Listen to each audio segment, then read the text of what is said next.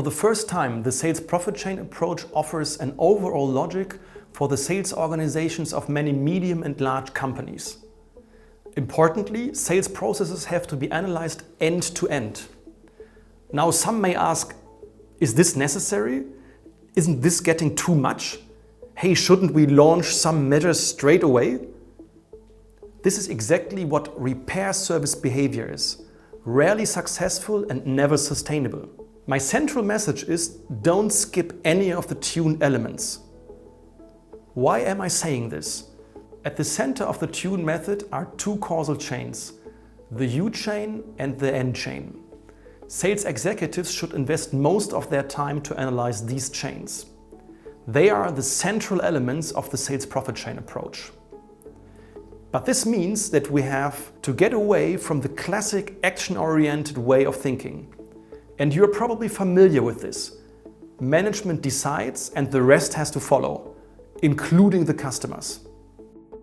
The U-chain analysis is about the current structuring of your customers and your sales force, including all sales channels.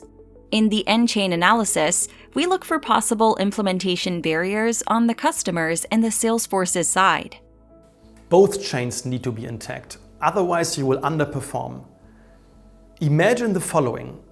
A highly motivated hunter sales force acquires too many small accounts and too few customers with high potential.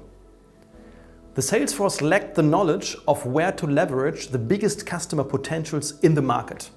Here the N chain is intact, there are no blockages.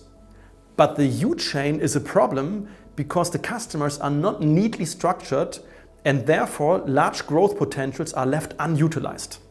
Flip the coin.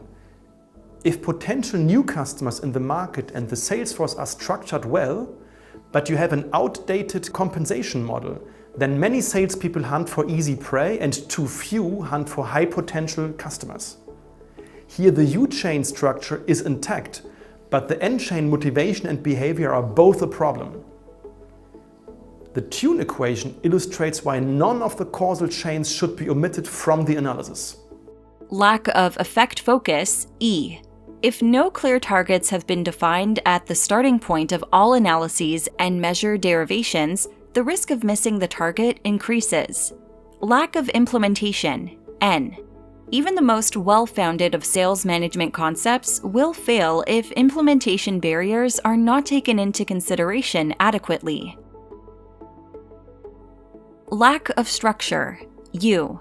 If sales management measures are not based on a strategic analysis of the customer and sales structure, U-chain analysis, there is a high risk that the measures will fail to address the greatest market potentials. Lack of leadership. Successful sales are inconceivable without a sales management function that defines the required T management measures. Only a complete tune promises success. Then, based on good objectives, good measures meet good structures, and the good implementation leads to success. My name is Wieseke, and in Bochum we are sales enthusiasts. Our goal is to make sales management better. Let us together make sales management better.